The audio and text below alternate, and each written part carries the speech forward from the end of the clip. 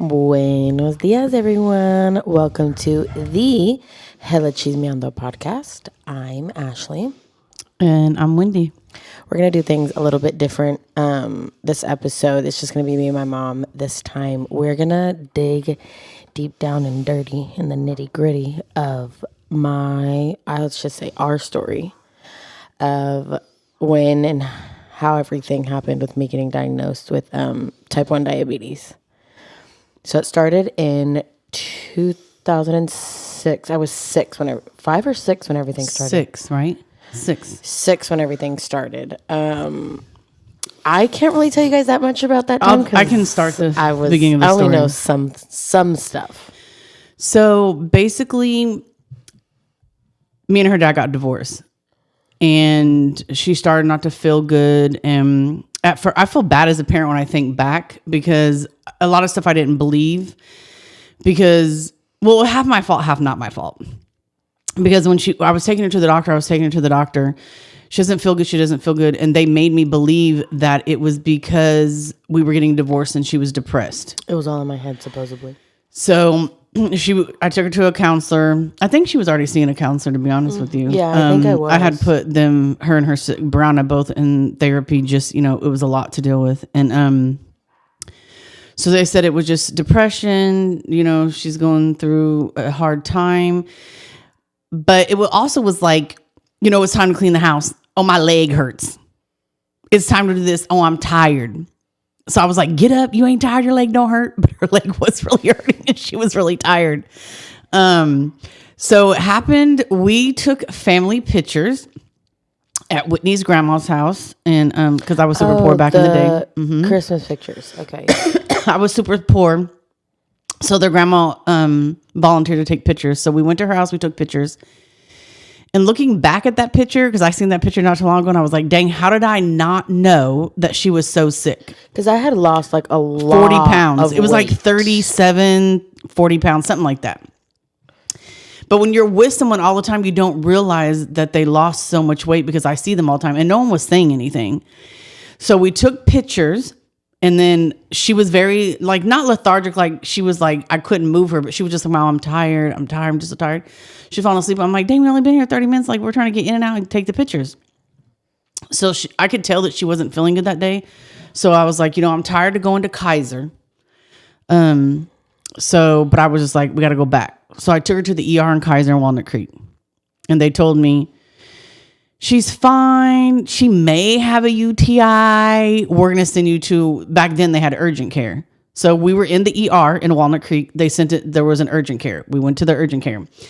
He was like, yeah, I don't know. Like, and I'm like going over all the symptoms. Like she's always saying like her legs hurt, her arm hurt. She would say her arm hurt here and that her legs hurt. And there was other signs like still peeing the bed. But then again, they made me believe that, I was doing it for attention. Yeah, that was another thing. Attention seeking, depression, blah, blah, blah. All, people tell me different stuff. And I believed this, it. like played out for like a year. Well, I think they said that she had diabetes for like 6 months. But there's like a pre-diabetic, right? Before your sugars start really getting out of control. Because if a kid is active, sometimes, the sugar can go, get back in, it stays like steady. But, and then I was poor. So we were eating poor people food. So we're going to talk about that. We're going to get there. So we went to the ER. They sent it to the urgent care. Urgent care was like, we could do a urine sample. But we don't really see anything wrong. So I was like, okay, let's take the urine. Okay, now trying to get a 6-year-old to do urine, I was stressed the fuck out. Like I remember sweating because I'm like, we got to do a clean catch and tell me when you go pee. And then she was like, Mom, you're so close to me. And I'm trying to like catch the pee while she's peeing in the toilet. And it was just awkward. And I was stressed the fuck out. Okay. We get home. She goes to sleep. She's exhausted. And people who know when your sugar's high, it's like this vicious cycle because then you eat. So then she's always hungry and thirsty and hungry and thirsty. So do you think I'm giving her water? Hell motherfucker nah. I'm giving her like Sunny D and orange juice and Capri Suns. And we used to drink a lot of the Tiki Punch. We used to drink so much Tiki Punch. Bug juice. And Bug juice, yes. And I remember like when my mom's talking about like me always being tired. I had the greatest teacher of all time when I had got diagnosed with diabetes. And she literally purchased a beanbag for the back of the classroom because I was always falling asleep. And it was literally like my corner. And she would stay calling my mom, Wendy. So that's Ashlie what happened. fell asleep again. So the day, so we took her to the ER. Walked over to the urgent care, took the pee stamp, I went home. She's starving. I'm like, oh my God, I just ate. And then she's peeing. And again, what do poor people do? They eat the food that is not healthy. Everything's so fucking expensive. So I'm buying 99-cent stuff. So what happens? Take her to school. She gets up. Always an issue to wake up in the morning. She's super exhausted. I'm still not paying attention to that. Peeing in the bed, pain, thirsty. I was literally tired. 6 wearing pull-ups. And I remember... I don't remember you wearing pull-ups. Yes, at my dad's I did. Oh, well, not at my house. Because I remember, and if you're listening to this, you guys are going to know what I'm talking about. Certain people. It was all the cousins at my dad's house, all of us. Yeah. My sister Brianna. And I remember my dad put a pull-up on me because I literally kept pissing the bed. And they all sat there and laughed at me. Brianna's probably going to watch this later and be like, yes, I do remember that. And my cousins will too. And I was like 6. And I remember like, I used to blame it. I used to blame me pissing in the bed on we had pet turtles, remember? And I used to be like the turtle. Do you remember that? I remember that. My sister Whitney's behind the camera and she's laughing. She remembers. I used to be like the turtles came through and peed in the bed. It wasn't me. Obviously, it was fucking me because what the fuck kind of story is that? But go ahead. Okay. So we go home, whatever, get her to bed. The next morning at like, I don't know, 9:15 in the morning, I get a call. It's a school. I can see right there. It's a school. And I'm like, oh my gosh. What was your teacher's name? Oh, maybe we shouldn't say No, it. let's not say Okay. So her teacher calls me and she's like, Wendy, Ashley's asleep again on the carpet. And I'm like, I don't like, she went to bed early. Like it wasn't even late when we got home. And I told her, I said, I took her to the ER last night. I'm like, I'm lost. I don't know what to do. So I said, as soon as I can get off work, I'm gonna come get her. And at the and then so you know, I have another kid already, a baby, Gabby. She's over here. Now 17, with a newborn. She was like May, June, July, August, September, October, November, December. So she was 7 months old, 6 to 7 months old. Mm-hmm. So I'm like, I'm just gonna pick her up. I pick her up from school. I believe I picked her up for school got out, but it was close to school being out. Because I had to leave when I could leave work. So I went and picked her up and I was like, I'm just going to take her to a doctor again. So we went to Kaiser, seen her doctor, and okay, this is all day went by. Now just note, we were in the ER and the urgent care the day before and they were like, nothing's wrong with her. I don't know, blah, blah, blah. And we had been going to see her doctor. So we go to Kaiser and I'm like, I'm not leaving. And it's close. I mean, it's like 3:30, 4 o'clock. I'm like, I'm not leaving. We have to find something. Something's wrong. Put her in the hospital, run tests. Something is wrong. I know something's wrong. Like you can't continue to make me believe something that's not true.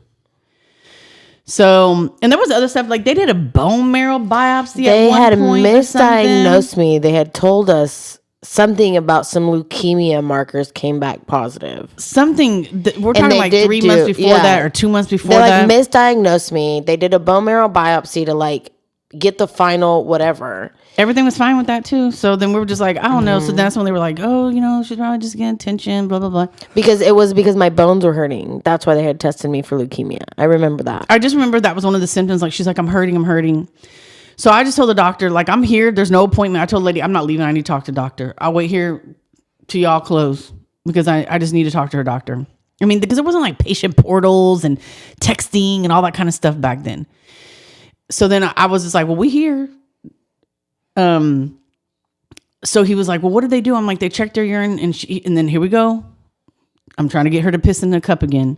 So we go there and I'm peeing. And then by the time I get back to the room, I hear him say, fuck. And my whole body went like quiet. No one's there. Everybody's gone. We're the last patient. We're not on the schedule. He walks in and he says, I know what it is. You know, and so back history, like I went to medical assisting school, went to nursing school, blah, blah, all this stuff is going like, what can you She should have known. She should have known. What possibly could you find out of a fucking urine sample in my head? I'm like, I don't fucking know. So he walks in and he was like, she has diabetes. There was this 50-50 thing of like, oh, thank fucking God that we finally know. But then at the same time, I was like, oh, fuck. Like, I know what that means. And I'm just like, I was just numb there. And then she was just like very lethargic, just laying there, like super tired. So he was like, she has to go in the hospital. He's like, do you understand what this means? And I remember responding, yes, I understand what this means. So you get pushed into mommy mode, right? Because then it's like you're trying to figure out.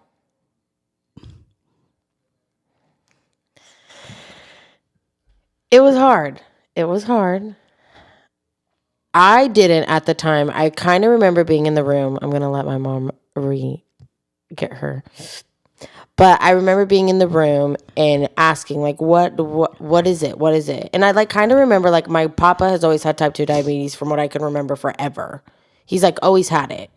And I remember just being like, what? Like, what? And my mom just was like, it's going to be okay, Mika. We're going to figure it out. We're going to have to go stay in the hospital. We had Gabby with us. And I remember her dad had to come and pick her. I wasn't talking to her dad. No. So I had to call him and say, can you... You need to come get her. And he knew that Ashlie had been sick. I mean, we all just knew that something was wrong. So I was like, you have to come stay at my house. And he's like, what do you mean? And I was like, you have to come keep your daughter. Ashley's going in the hospital. She's sick. She has diabetes. And I remember having to explain to him, he's like, diabetes doesn't happen with the older people. I'm like, no, there's a type 1 diabetes that kids get. So I think we went home and got stuff. I was like, let me go home and get a few things. I had to drop off the baby. I waited for him to get there. Yeah, we went and packed. And then we went to the hospital. Stuff. And then that's when everything... Was it Kaiser? I was at Kaiser. It was Kaiser. And I remember we were in there. I got diagnosed. Whole week. It was the 18th to the 24th. I got diagnosed on the 18th of December. And we came home Christmas Eve. We came home Christmas Eve. I remember that. I remember being in there. I had all my teachers and like staff, like the principal, my teacher. And we had formed a really close relationship with all the ladies in the office because I was constantly in there. And they and my mom was like PTA mom. She was like at everything. If you name it, she was there. I was the president of the PTA. So we had a close relationship, and they were all coming in and checking on us. I remember my whole class wrote me letters, and they brought your teacher came, people from the staff from the school came, people from the district, the principal came, and they were just like, thank God. I mean, we were happy we knew that she had a diagnosis, but the diagnosis is pretty crazy. Yeah. I mean, and then back then I was the only at that school. Yeah. I was the only kid I had to buy a refrigerator. Type 1 diabetes. There wasn't a school nurse. So much. There wasn't anything. So we literally built for our school district the first diabetes. I helped other parents later who kids got diabetes. I was the first one 504 in plan. That school district from what I remember. So we kind of started what was 504s and all of that kind of stuff. And at first I was coming to give her shot during lunch, and then I remember us we switched from Kaiser to Contra Costa Health Plan. I was working at the county. Kaiser was just it was rough, and we wanted to take her to Children's. So and I don't know if you know this, but my pediatrician at that time, I remember his name, but I'm not going to say it, was Isaiah's pediatrician. Yeah, I know that's. Okay, we did talk about that. So we switched from right then and there. They made an exception at the county, just so all you people know it can't happen, because I was working at the county. I had been there for years. My boss and her mom came, and yes, I know who you're talking about. Her mom and her came. Her mom was a nurse. They explained a lot of stuff. So we had to learn to carb count. The first time I gave her an injection, I remember crying and walking out because she was 6. So she was like, I don't want to get a shot. I don't want to get a shot. I don't want to get a shot. And I was like, oh my God, how am I going to convince a 6-year-old to give a shot every time you fucking eat? Every time. Literally. And for a minute, it was half before, half after. So it was sometimes twice. It was bad. So I had to give her a correction, and then correcting her if she was past where she needed to be. It wasn't in her range. And then I had to give her a shot. And then what happened was I would give her the insulin for what she was eating, and then she wouldn't fucking eat the food. Because then when her sugars was in range where it was supposed to be, she wasn't hungry anymore. So when your sugar's high, you want to eat all the fucking time. So then I was kids 6 years old and 40 pounds. We came home. And I took all the girls to Walmart, and we went through every motherfucking thing what do you want? Well, we're not eating that again. That's motherfucking 5 shots. And there was a time, I'm going to let you know, There was a time that I tried to convince her to eat no carbs the whole time. Yes. Because I was like, if you don't eat carbs, guess what? You don't have to get a shot. So she was like, I'm down. It was string cheese and pickles and peanut butter and broccoli and cauliflower. Salami. Yes. Salami was I could still fuck up some salami. Carrots and ranch. Celery and ranch. Cucumber and ranch. Like all those things because her sliding scale eggs and too. Eggs are freaking carbs. Eggs and hot dogs. Like we were eating all kinds of no carb stuff in my house. But then I was like, now she wants diet soda. Diet soda started off. That was a big thing. That a big was discussion too. My treat for a long time. It was like if my sisters got whatever, a cookie or a honey bun or a tiki punch, I got bug juice. I got a Diet Coke, and that was like my treat. And I'm still, when I tell you I'm highly addicted, this is my crack, this is my cocaine. I cannot go a day or else I turn into like a serious. I asked one of her endocrinologists at Children's, I'm like, should this soda? And then he told me, plain as simple as this, he said, Wendy, her diabetes will kill her way before her Diet Coke. Mm-hmm. Let the child have the Diet Coke that she wants to have. So then from now I was like, okay. And then there used to be comments. So, okay, moving back to that. We came home on Christmas Eve. That was crazy. Yeah. I think I made pozole and I'm trying to measure the fucking hominy and yeah, it was rough. I didn't go back to school for like another week after that. I remember I had to come home. I would come during my lunch, drive all the way from Martinez to give her an injection, drive all the way back. Or I started to like try to plan my days to end in Pittsburgh because that was the community that I worked in and the job that I was doing. So eventually I was able to develop, do my schedule to where I would go to work in the morning, give her shot, then come, or I would stay out in this area, give her shot during lunch, and then head to Martinez and then come back. But then, because our school didn't have nurses, that like wasn't a thing. Then there was an office staff lady who she owned a farm. Yep. And her husband had diabetes and she gave injections. She would give her, I remember she was addicted to like vaquitas. She had vacas everywhere. Vacas are cows, by the way. And she was like, Wendy, if you feel comfortable and if Ashlie feels comfortable with me doing her injections, I got it. So then she just became like... No, there's a step before that. Because then when I talked to your endocrinologist and we put you on Cloudy. Oh, yes. We were on Cloudy. And that one lasted 12 hours. Yes. So it would peak during lunch. No, it was less time than that. It would peak during lunch. So then she'd eat her lunch and I didn't have to cover it. But then they discontinued it or they didn't want to use it anymore. So he was like, we're not using Cloudy. That doesn't exist anymore. I have Cloudy. And it's Cloudy? Yeah, it peaks every 12 hours. What is it called now? Because they discontinued the one that I was on. Yeah, I don't know if they discontinued or they weren't using it anymore. Like they didn't want to use it for you or he wasn't using it at all or whatever. Okay. So then that's when that came in. So we were on Cloudy for about a year. Mm-hmm. You're on Cloudy, give or take a little bit, year and a half, 2 years. And it was literally like, it was like biology class. Like we would have to like draw up a certain amount of this one and then a certain amount of that one. And you had to mix it and it was a hot mess. Yeah, anyway, it was a lot. So we did that for like a year and a half, 2 years. I can't remember now. And then that's when the lady in the office took over. She stepped in and then everything was good. When she was in elementary school, I got a refrigerator. I had to buy a refrigerator because the insulin had to stay in there and they couldn't mix it. But then other kids, sort of at the very end, there was another kid that had diabetes or two because one of them has passed on now. Yes. And there was a couple of them. So then, and it was expensive. I had to buy a fucking refrigerator. Like, what the hell? Yeah. So then they asked me, I was like, yeah, put your stuff in there. So then they started putting their diabetes, insulin and stuff because for the 504 plan there was like all this other medicine I had to keep on, all these snacks and stuff. So elementary was good. When we got to junior high, we're gonna talk about that in a minute, but it worked good. It was okay too. But now I sort of want to talk about our challenges. Yes. So one challenge I want to talk about was how adults respond emphasize the respond. Not believing a kid. And I understand why not to believe in this and that. But when someone's showing you something that you're not familiar with, you should believe them.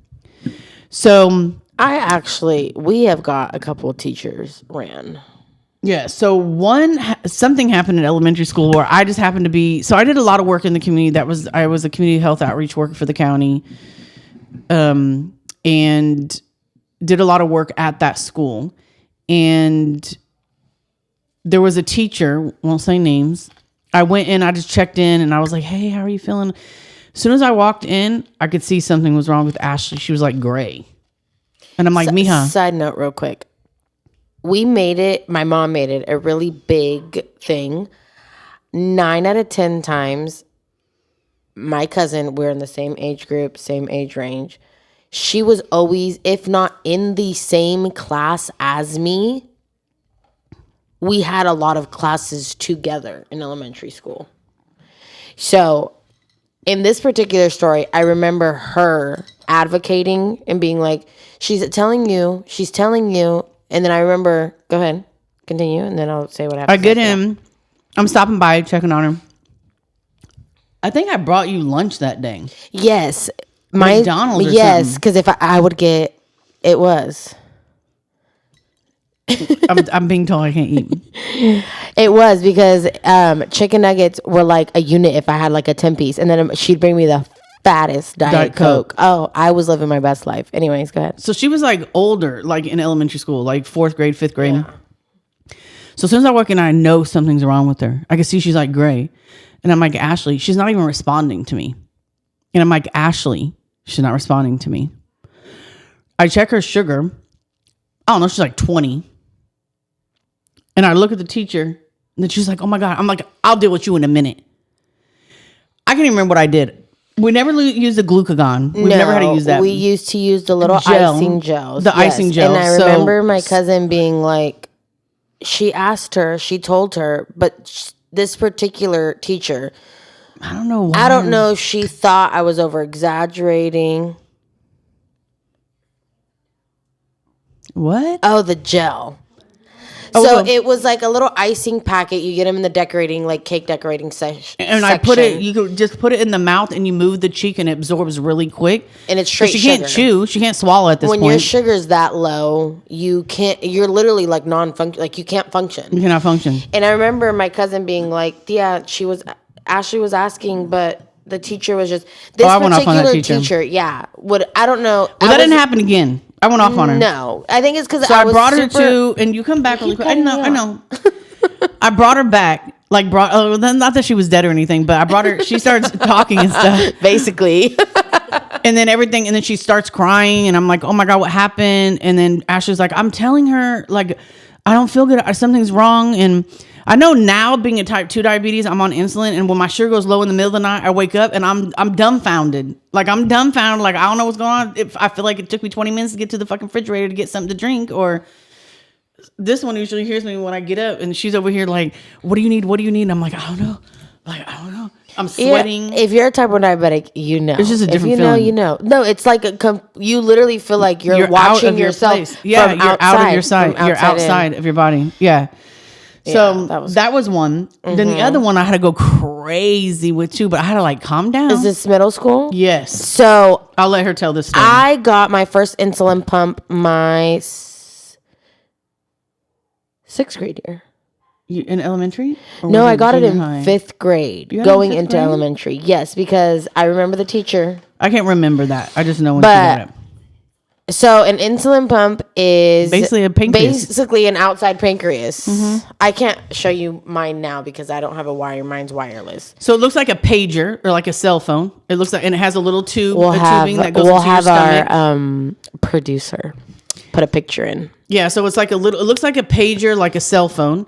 It has a little tube in it. The insulin, everything goes in here. The tube goes into your stomach. It's almost like a little IV. Almost like a little IV, but you don't have to actually put it in a vein. You just got to put it underneath the skin. Yeah. She had different ones, but it just goes in. So you give your insulin here instead of getting shots. So you change the pump like every 5 to 6 days whenever No. 3 days?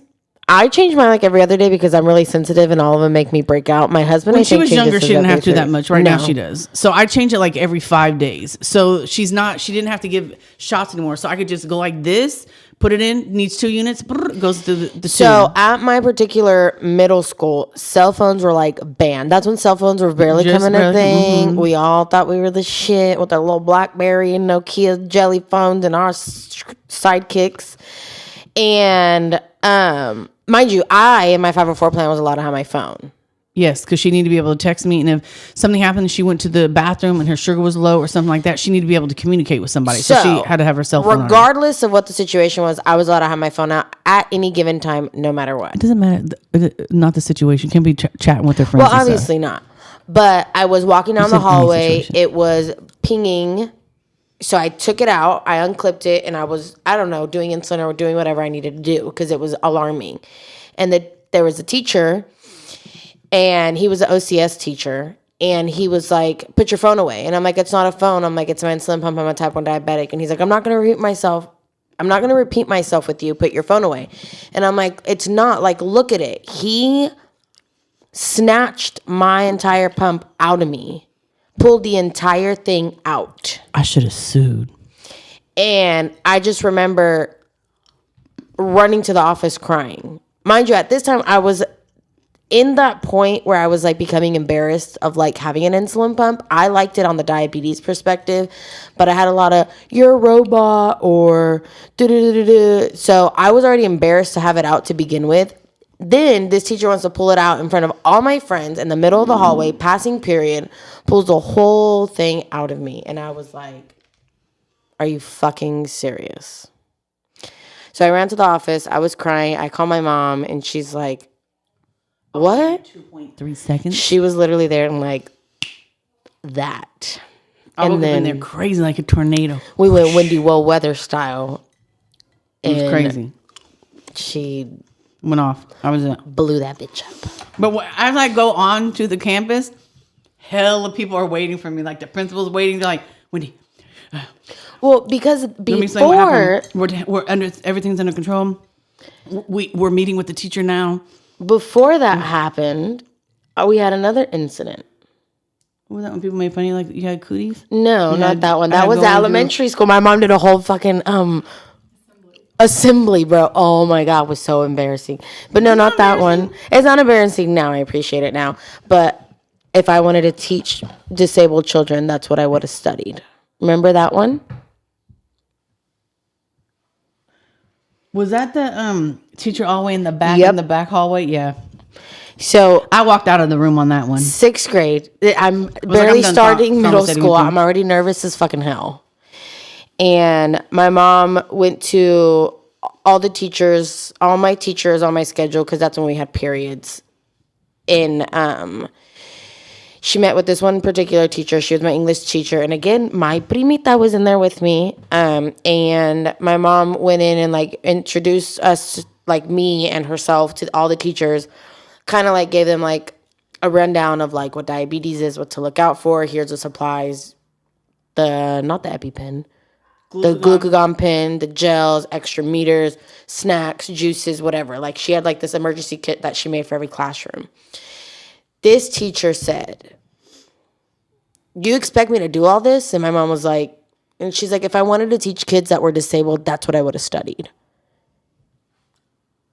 And I was like, oh, you're so stuck. Like, did she just say what I think she said? And how do you respond to that? You know what's crazy? You know what's crazy? She ended up having a baby and named her Ashlie.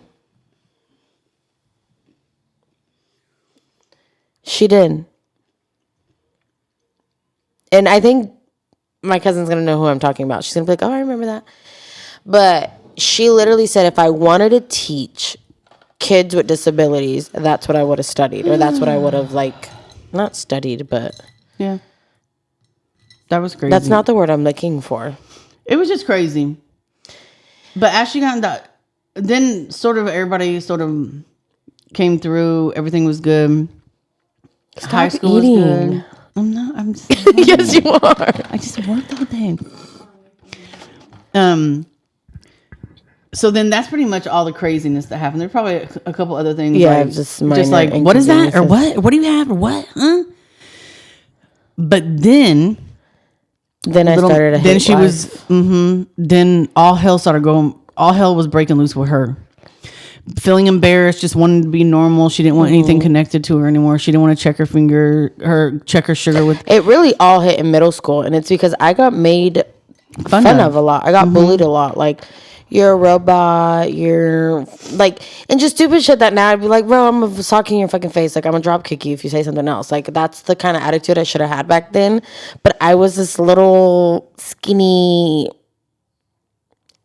thing, and people were just like, oh, you can't be friends with Ashlie because if you're friends with her, you're gonna get diabetes and die. Like, I just remember, like, there was so many horrible things that it just made me want to be normal. You have cooties and you're contagious. Yeah. I remember that stuff too. So then I just was trying to hide diabetes out, and I wasn't a good parent too, because I would tell Ashley, I'm like, who's this? Who's that? Oh, her? Tell her she's fucking fat. Tell her this. Tell her she ugly. At least you're beautiful. I wasn't good because I can't, as a parent, I can't go there and beat the little kid up. I'm not going to start fighting with their parents either. That's a lawsuit. So it was just like, talk shit back to them. Find something that you can make fun of them about. I mean, that's not the correct way to go about it. Don't take her advice. Don't take my advice. So then I started to She didn't hide. do those things though. I started to hide things. I started to sneak things. I started to, I'm going to say like normal shit. But like King Twix bars and big ass fucking orange sodas and big ass orange juices and big ass bottles. Like if everyone was eating that, that's what I wanted to eat. I didn't want to fucking eat carrots and ranch my entire fucking life. I didn't want to eat salami and cheese my entire fucking life. I didn't want to eat fucking salchicha con huevo all the fucking time. So I wanted to be normal. And then, so then that was like really 8th grade years when I started to like, I feel like really. Junior high was pretty bad. Yeah. And then high school wasn't as bad with diabetes, I feel like, as middle school. Because you got, you went on the pump, got off the pump, went on the pump, got off the pump. You're like, I need a break. Okay, I want it again. I want a break. I want again. And then you got they were called at some point pump vacations or something like that. And then I got my Dexcom in high school. So then she didn't have to check her sugar anymore. I don't know exactly when. She didn't have to check her sugar anymore. So it was, the Dexcom was just on. You want to show your Dexcom? Everybody, go. I have one too. So I got that in high school. So that made some stuff easier. So a Dexcom is a continuous glucose monitor. So there's a couple of different ones. There's a Dexcom. There's a Life. So I can check my phone anytime, and it tells me what my sugar is. Let's see. What's my sugar? I don't have my phone, so I don't know mine is. I just checked. It was 112. So mine was good. But I had some organic. I am 109. And I was 112. So which is good. So the average range should be 80 to 120. So we're where we're supposed to be. So then she got that. That helped a lot because there was a time where she had so many calluses on her fingers from checking her sugar. It was like nowhere to check her sugar anymore. It was horrible because I remember I'm like, oh my God, where am I going to check her sugar at? So she got that. It made things easier. So high school to me wasn't as bad as like 7th and 8th grade. Yeah, at all. But then also in high school, there was a hell of kids with type 1 diabetes. Yeah, a lot. There was like a gang of us. And for a minute there, we had like a diabetes group. Do you remember that? I do remember that. And we would meet like on a weekly or bi-weekly basis and kind of just talk about like diabetes life and what it's like being a teenager and stuff like that, which I found very helpful. And that's actually around the time that I started, middle school is when I started to talk to my diabetes pen pal buddy. I thought you said my pimp. I was like, girl, I didn't even know about that. What the hell are you talking about? You have a diabetes pimp now? Is that what you thought she said? My diabetes pen pal buddy. She knows. Oh, yeah. So because I didn't know anyone with diabetes in elementary or middle school. So then fast forwarding to high school. Middle school we did. There was a couple. There was a couple. Because I remember I helped him write 504 plans. Yes. And then, like we mentioned, high school was a lot better. But I think maturity played a big role in that one. And then as soon as I graduated, all hell broke loose. All hell broke loose again. All hell broke loose. But, going into high school, I got diagnosed with JIA. Which is juvenile idiopathic arthritis, which is similar to rheumatoid arthritis, but for kids. Just like the diabetes is It's another autoimmune disease. And I also got diagnosed with an IgA deficiency. An autoimmune disease basically is where your body attacks your own body. So there's different ways. So going back to the diabetes, so you can get diabetes for different ways. So type 1 diabetes is hereditary, right? Your family has it. It's in your bloodstream. And the only two ways that you can get it really is environmental factor. Like no one really knows. Something in the environment caused that to happen, right? So I did have a test at Children's. I do not carry the gene. At least this is what they told me. I don't carry the gene for type 1 diabetes. I do have type 2. But for type 1, I didn't carry the gene. However, I have a first cousin on my dad's side who has type 1 diabetes. Hey, girl. And then I have a cousin, I think it would be my mom's cousin's daughter. So like second, third cousin of mine who has type 1 diabetes. And then on Ashley's dad's side, he has an uncle that has type 1 diabetes. And that's all I know. Mm-hmm. So I did the gene testing. So I didn't pass it on to her. Not to say that she didn't get it, like develop it on my own. Develop on her own or... However, from my dad's side, she is the only child of mine who got super sick on her 18th month shots. She had a high fever, got super, super sick. And, I don't know. I've read stuff that, vaccines and stuff. I can't really say, I'm in the healthcare field, so I believe that vaccines work. I just do. So it's not something that I would change, even if they did. If someone was to tell me today that's how she got it, then I was still doing my best to protect her as a parent. So I wouldn't change that today. So she does have a lot of autoimmune diseases. And again, that's where your body attacks your own body. So for her pancreas, her body attacked its own pancreas. Your pancreas. Sorry. Sometimes I don't is it pronunciate? Pronunciate my words correctly. Wait, which one? What? Pronunciate. Dang, ELD got it right for the first time. Whatever. Prescribe, whatever. So she does have a lot of those, and usually if you have one, you have more. You have a couple of them. But we do autoimmune disease does run in our family. Like I have thyroid disease. That's an autoimmune disease. I have it too. It's just not active.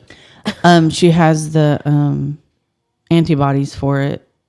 For her thyroid. And then I also have been diagnosed with RA at one point in my life, but I don't know what happened. It like went away and I had it really bad. My hands were really bad at one point. Like this is crooked. This one is crooked. And then I don't know what happened. It just went away. So I got the JIA.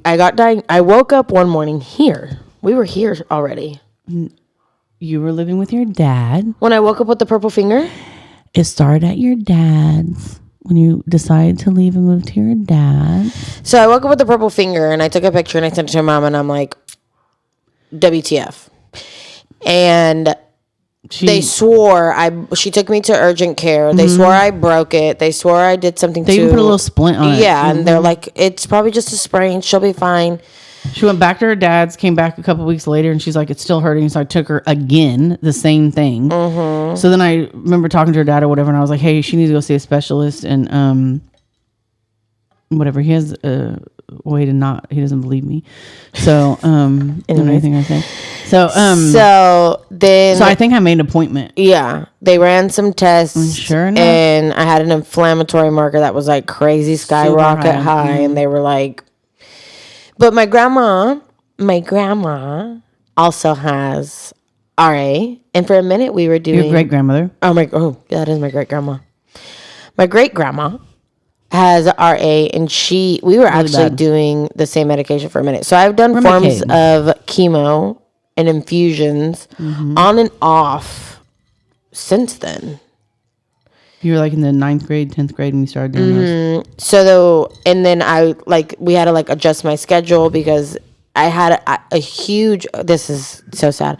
I had this huge allergic reaction the day before senior ball. I was pissed. I literally went to senior ball for It wasn't that crazy. Didn't you lose? Let me shut up. Nothing. Go ahead. I'm sorry. What? No, it was before that. It wasn't that crazy because you were able to function. Can you quit smacking in the mic? Back up a little bit. So I did infusions and chemotherapy on and off for several years. I actually still every now and then, like I've caught myself the other day. I can't get my engagement ring off because I'm so swollen and I'm having a flare up. But so I did that for a minute. I have an IgA deficiency. I have an IgA deficiency. It's not a missing chromosome. It's a missing, like, I don't really know what it is because of so many things. I'm just gonna be honest with you. All I know is that if she ever gets a blood transfusion, and when she had her baby, the doctor at one point was like, I should have had the fucking blood. It has to be processed or like washed. Filtered a certain way. How the fuck do you wash song? I don't know. Explain that one to me. I don't know, but it's called wash. You're out there like with the Dawn dish soap. with the chloro. Anyways, put it back in a bag. So I have that. I have a lung dysfunction problem. I had my tonsils and adenoids removed when I was... Oh, God. That was another one that was crazy. How old was I? 12? 11, 12? I think you were 12. It was when we bought the house. Yes, yeah, you were so like 12. I was like 12. I went to go get them out because I kept getting tonsillitis. Am I saying that right? No, she was getting strep throat and tonsillitis. And she was she would end up like borderline DKA, which is diabetic ketoacidosis that people get when they have diabetes. And it's basically when you have so much. Not the keto diet, y'all. It's totally different. Things. But it's where you have a lot of acid and protein buildup. And she kept getting really sick and being borderline that. So we were during the wintertime, we were having to be in the ER, and they would keep her overnight because then her sugars would go super low, and then she'd be on sugar drip, or her sugar would be so high, and then she was on an insulin drip. It was crazy. So they were like, we just need to take her tonsils out and her adenoids. So they took my tonsils and adenoids out, and this is another crazy one. Right after surgery, both of my lungs collapsed. So we were in Children's Hospital. Everything went fine. The surgery went fine. Everything was great. Can you? You're getting. And then take these away from her. Everything was good. And then I could see that her stats were dropping basically, and that means I could see that her blood pressure was going lower. Okay.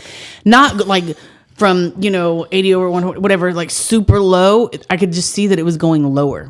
I could see that her oxygen saturation, her O2 sat was dropping lower. That means that she wasn't getting enough oxygen. Like her oxygen levels were going low. And then she was getting more lethargic. And I kept telling her like, no, it's fine. This is what happens sometimes when they have surgery. And this is the exact same time we were in the hospital when the girl who went in to get her tonsils removed became brain dead. Mm-hmm. The news people were out there at the same time, and she had surgery. And I was like, oh my God. Honestly, if my mom didn't catch it, we'd probably be in the same situation. So I called the nurse in several times. This is probably like over a 8-hour period, give or take. And I said, something's wrong. And then she's like, no, sometimes this happens when they go under anesthesia. It just happens sometimes. So I'm like, okay. So I remember them trying to get her to sit up more. Because she said sometimes the anesthesia lays in their lungs on the back, and sometimes like it causes, she just needed to sit up more. So they were trying to sit her up more. And then probably in the madrugada, in the middle of the night, beep, beep, beep, bonk, bonk, bonk. I was like, what the hell is going on? She sounds like a fucking seagull. And I'm like, I know what's happening here. And I just wake up, again, another very fearful time in my life being a mother. And I've always been the type, I've had quite a handful of surgeries in my life. I've gotten like ear tubes, the scopes. I've done my tonsils and adenoids. Mm-hmm. Like I always take a really long time to recover, to come out of anesthesia to begin with. So they take her in. They rule her out of her room in her bed, and they're like, "We need to do a CT scan. She's having a hard time breathing." So then they came back in like 5 minutes later and like, we have to put a tube. And I'm like, what? To drain my lungs because... No, they were like, we were going to put her on a breathing machine. Oh. And I'm like, what? Like what? And then they come in, we're going to drain her lungs. Okay. They come back. I'm telling you, like 5 minutes. I'm not laughing at the story. I'm just laughing at Every my 5 mom. minutes, it was something different. I'm like, what is going on? What is wrong with her? And then I'm like, I want to see her. Like, you can't see her right now. And I'm at the hospital by myself, just pacing back and forth. Like, what the hell is going on? So finally, they bring her in with just oxygen, and they're like, we're gonna put her on antibiotics. We think she has pneumonia. And then we're going to see what happens. I don't know. I forget. It's been like 12 years ago, 13 years ago. Like, we're going to see what happens. Like, if her lungs get better, if she could start breathing. So they put her on, I think it was actually several antibiotics they put her on. And then she started having breathing treatments. Mm-hmm. So she had the mask with everything. But one lung failed first. To be honest with you, I can't remember. And then another one. And I remember the We were only in the thing hospital for a week. Yeah. I was in there for over a month. And then we came home and she was in a wheelchair. I came home in a wheelchair. I went back to school in a wheelchair. And only just because her stamina was so low, like she had to build that back up. It wasn't like she needed a wheelchair because she couldn't walk. She could walk, but she got so out of breath. And sometimes I think like the condition that she has from her lungs, is it from that? Is that the reason why you have that? I think so. I feel like I almost have like permanent damage because I forget if it's my left or my right. One lung is worse than the other, but I can't take a full breath in like everybody else.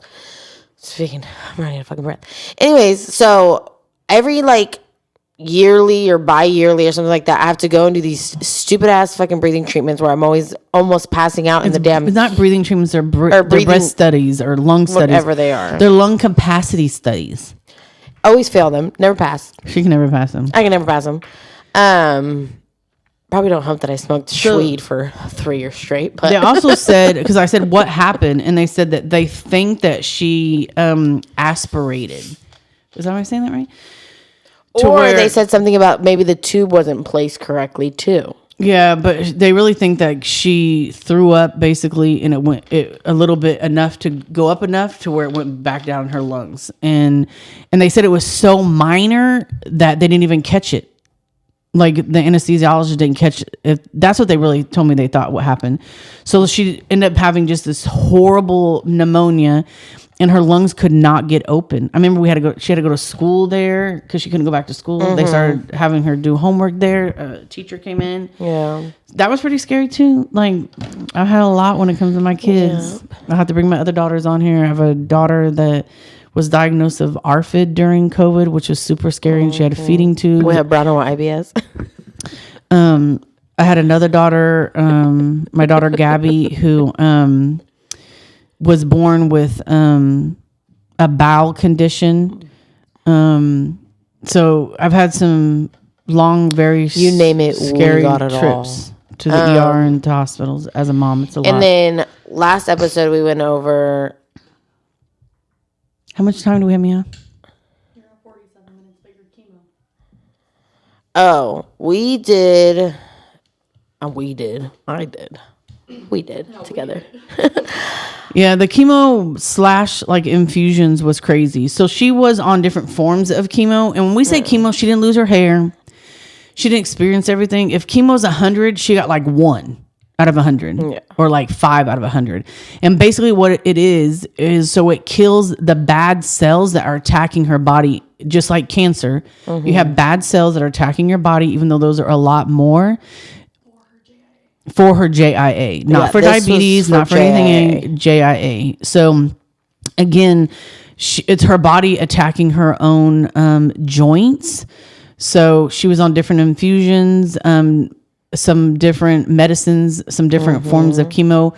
They would work for like 6 months to a year, and then they would have to switch them because they weren't working anymore. Yeah. So she would be straight, good, running around, feeling like she could do marathons, no pain. And then slowly about 9 months to a year later, she starts swelling again, start hurting again, and they would switch the medicine. I did like some where I would like take pills at home and then go do chemo once a week. There was times I would do I think I took like 14 pills in one day. Yeah, that was crazy. And I remember being on shots at home too. Oh yes, I did Actimra for a minute. I did Humira for a minute. I did for her JIA. This is all for her JIA, not her diabetes or anything else.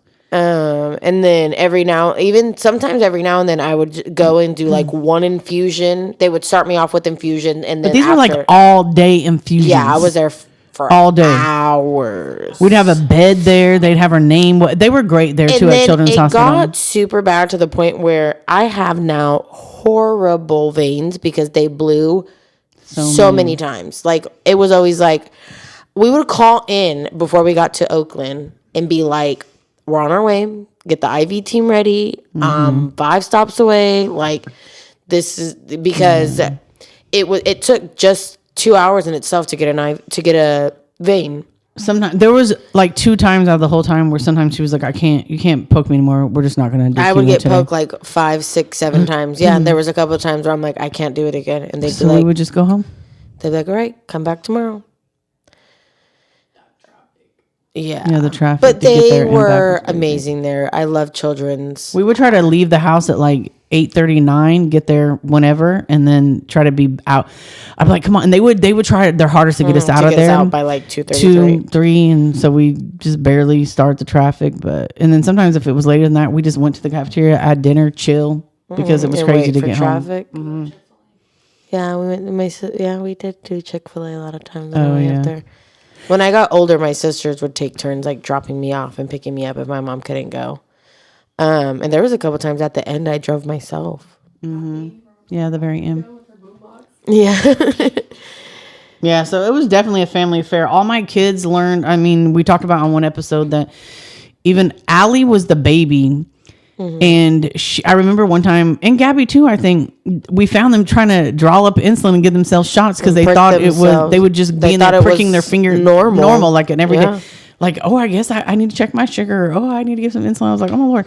But all my kids at younger, another thing I forgot to mention is Brianna was at Ashley's school for many years because they're only 2 years apart. Yeah. So Brianna got called in the office a lot. Like, I'm like, they were like, she doesn't feel good. I'm like, can you call Brianna down? Can you call her sister? And then Brianna would assess and then tell me what was really going on. Brianna, so we did have an incident in high school.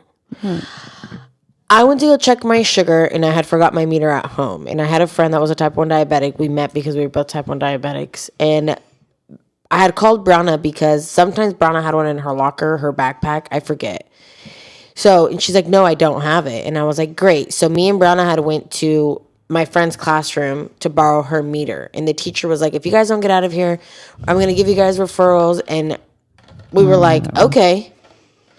So my friend followed us we had one specific office where all of us diabetics went to check our sugar, do our insulin, eat our snack, whatever the case was.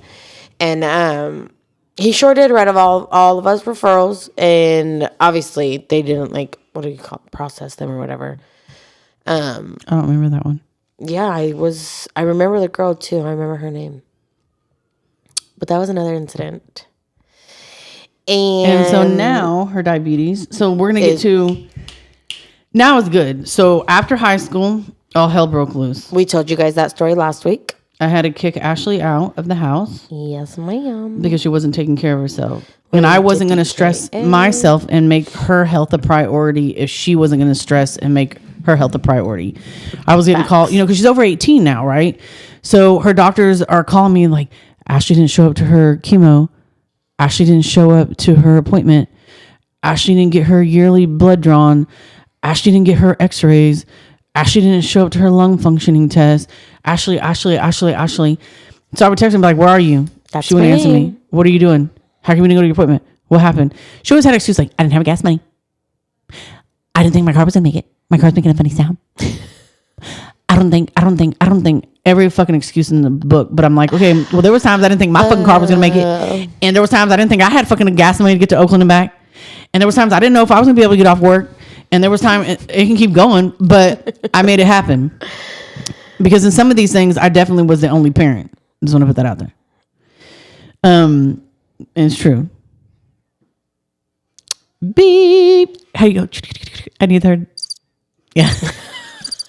And so there was one day, a lot of stuff was happening. She was missing for 3 and 4 days. Again, it's just communication. Mom, we said this whole story on the last podcast. It doesn't matter what someone didn't want. Listen to it.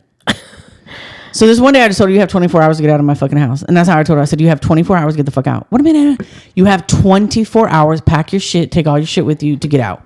She was in the shower. I checked her meter and I seen that she didn't check her sugar for I don't even know, 2 weeks, 3 weeks, month, 2 months. I don't know what it was, but I was like, are you fucking kidding me? I'm over here stressed the fuck out and you're not checking your sugar? You got to go. That was So I kicked her actually out. my senior quote. Oh yeah, that's My senior quote was, right. Mom, I checked my sugar. Oh, that's so sad. It's Remember good that? and sad. That was my senior quote. It was in the yearbook. I'm going to find it. I said, So- Mom, I checked my sugar. We did do it, talk about it, that she was in DKA and, you know, she really hit rock bottom and she said that she'd never be in DKA again. And Not by choice. Not by choice. If you get sick, you can go into DKA. There's different things that can cause you to go DKA. but now But she had inky dinky. I had my baby. Well, but prior to that, because that's going to be another podcast, my pregnancy journey. Me and my husband tried to get pregnant for almost a year. And my husband too is a type 1 diabetic. You guys should do a podcast together. We should. Mm-hmm. Husband, if you're listening. My husband does, he's like, I haven't listened to them. I'm like, you suck a DICK. It was only 2. 2 is The more one than go out today? Okay, Yeah. good. But it took a lot. Like I had to have my sugars under control and I got my A1C down to a 5.9 in my pregnancy. My last one was. What's your A1C right now? My last one was 6.3. Oh, I'm 5.8. What's your highest A1C been? 13.3. And my highest has been I think it was 10.3. Which is horrible when I found out I had diabetes. My A1C was 13.3 when I went into DK. Yeah, that's crazy. Yeah. And just so people know what A1C, I don't even know what A1C stands for, but it's basically an average of your sugar for 90 days for 3 months. And it basically is how much sugar you have in your blood. The higher the number, the worse it is. But I've always been told don't ever get in the double digit club. So once you're above 9.9, then you're in the double digit club and it's not healthy for you. So, and I think they start hemoglobin A1C, but I don't know what A1C stands for. Yeah, it just says hemoglobin A1C is the glucose the sugar. hemoglobin test is used to evaluate a person's level of glucose control within 90 days. Yeah, so it's a 90-day average. And I think you start insulin when you're like 8, when you're in 8 and above, 7, 7.5, a provider might put you on it. But yeah, I'm 5.8. I don't know what I am today, but. Yeah, my last one was, what month are we in? October? Last month. I think I'm actually for my birthday. due, but I actually got it. I think I got my blood work on Allie's birthday. Yeah, but that's kind of one of the things, like I'm like when we were talking about what would you tell your younger self, is just don't be so upset at things that you can't control. And for a long time I was. And I think like my surroundings too, like people making fun of me and me wanting to be like everybody else. And that was where all shit just went to shit. But I think I learned a lot from all of that. And I think it has made me who I am today. And I think I get a lot of, obviously I wouldn't have wanted to be in that predicament. Like if I could go back, I wouldn't want to be there, but I don't think I would also change it, if that makes sense. Mm-hmm. Like I wouldn't change what has happened because I feel like that's where it's put me at now. And like, that's where I am today. And it's crazy to think like now, like when my husband got diagnosed with type 1 diabetes, I just remember being like, don't do X, Y, and Z because you're going to feel like shit. And even now, like, sometimes I bump into people, like, out in public, like even kids, like, me and my mother-in-law were somewhere, like, Target or something. It was a while ago, and this little girl was like, Mommy, look, she has one. She must have been, like, Bubba's age. And I saw her pointing at my Dexcom. And I sat and talked to her and her mom for a minute, and I was just like, like, don't give up, like, because I remember I didn't have anyone that could, like, relate to that. And I think that was a big thing for me. I didn't know nobody when I first got diagnosed. Nobody knew what I was feeling. Like, even now, my mom, she'll call me and be like, my sugar's low. What do I do? I'm like, oh, you feel like shit, huh? And sometimes she'd be like, suck it up. You're fine. And I'm like, no, like, I remember, Like if your sugar's below like 50, you're done for the day. Like when I tell you, you feel like shit for like a whole day. Yeah, I'm not done for the day. I am. I feel like when my shit. Don't get me wrong. I feel like I'm dying. And when my sugar's high, I literally like cannot keep my eyes open.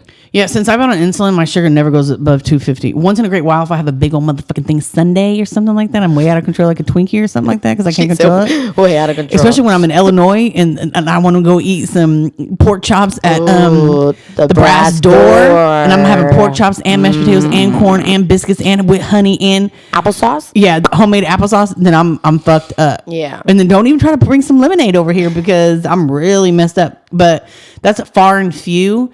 But I know what snacks I could have to make my sugar not go high, but I swear I have not been above 250 and I don't even know when. A year. I was running, yeah. Because I think my sugar, when I found out I had diabetes, I woke up one day and I was just deathly ill. I was like, something's wrong. I'm like, I don't know if I'm having a fucking heart attack. Obviously I wasn't having chest pain. But I was like, something's wrong. Like, I don't feel like I can't get out of bed. Like, I'm fucking exhausted. I hurt. I feel like I couldn't breathe good. And I don't even know what. I'm like, I'm going to check my sugar. Yeah. I was 500 and something. And what did I do? I'm like, bring me some insulin. I started injecting myself with insulin. That's not a good thing. Don't do that. Do not. I was like, I need to get my insulin. I need to get my sugar down. I started giving myself insulin. I sure did. I got that shit down to like 150 and went to the doctor next day. Thank you. But diabetes is a bitch.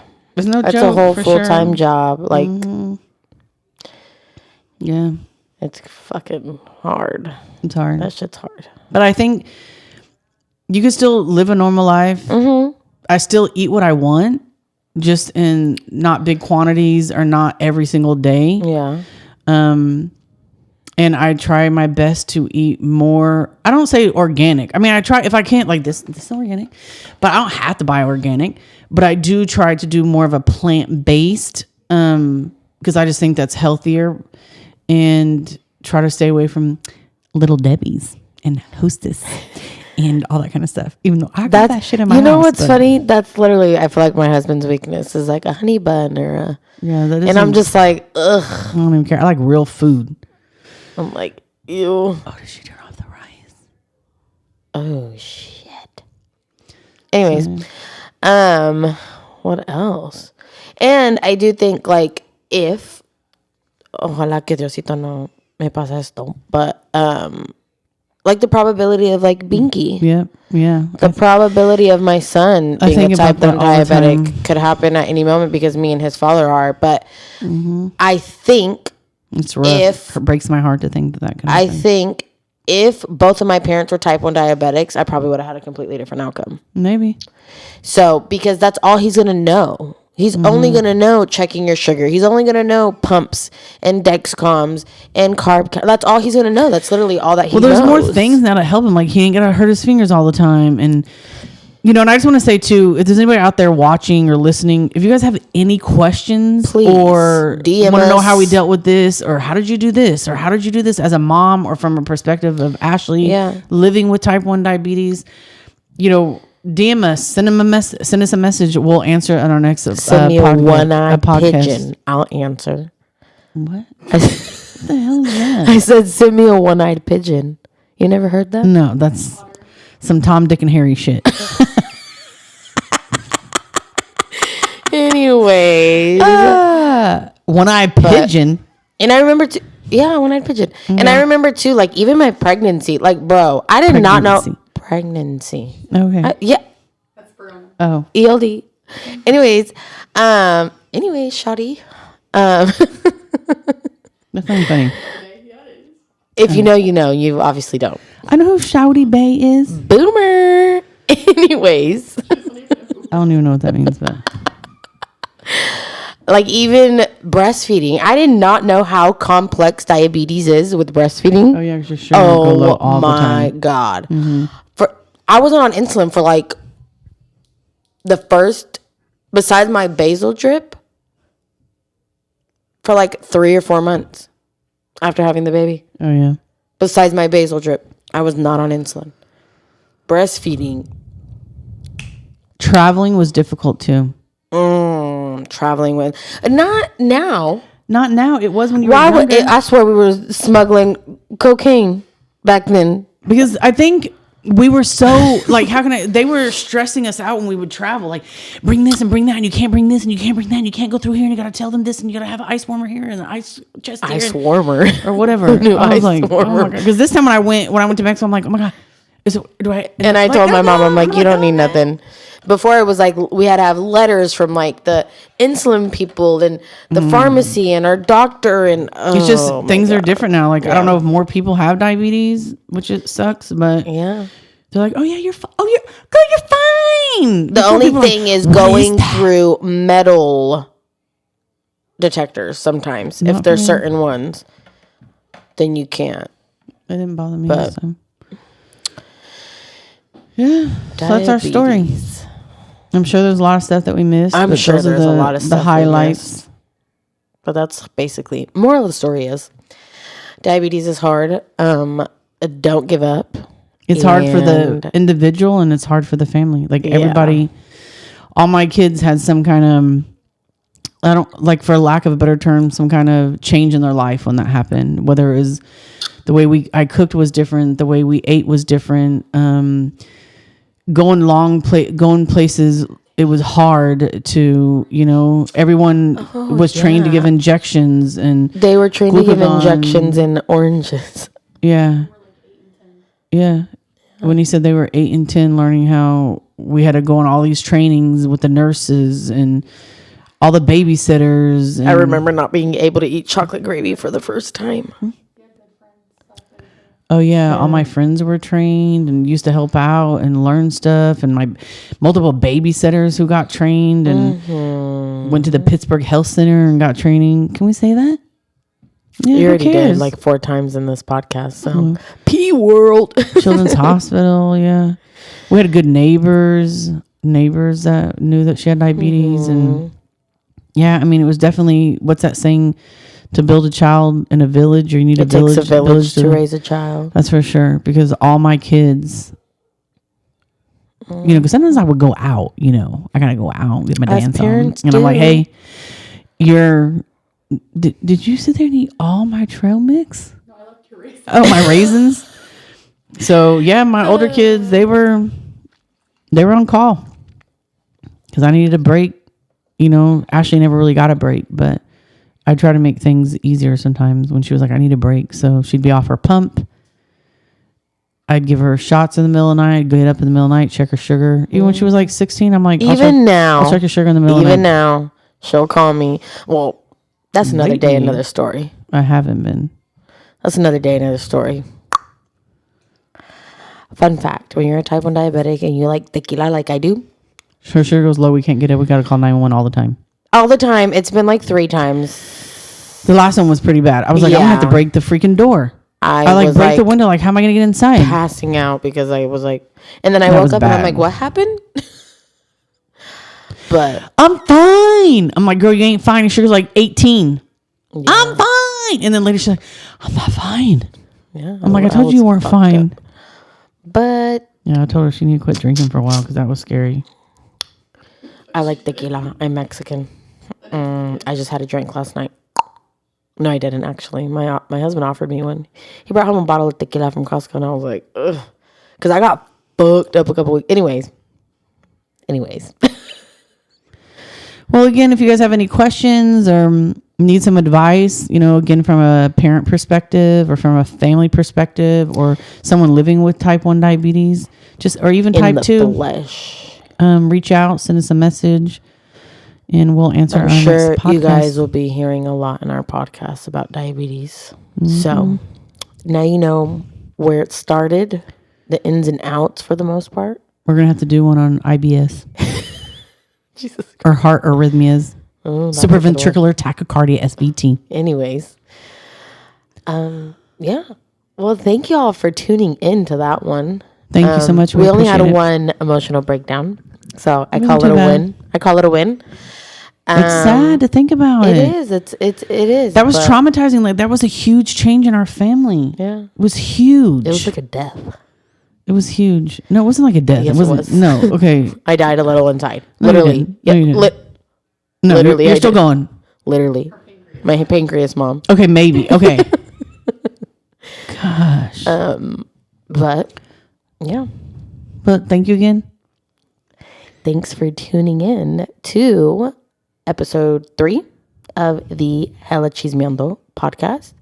We'll catch y'all on the flip side. Y que Diosito te bendiga and que se lo pasen bien. Okay.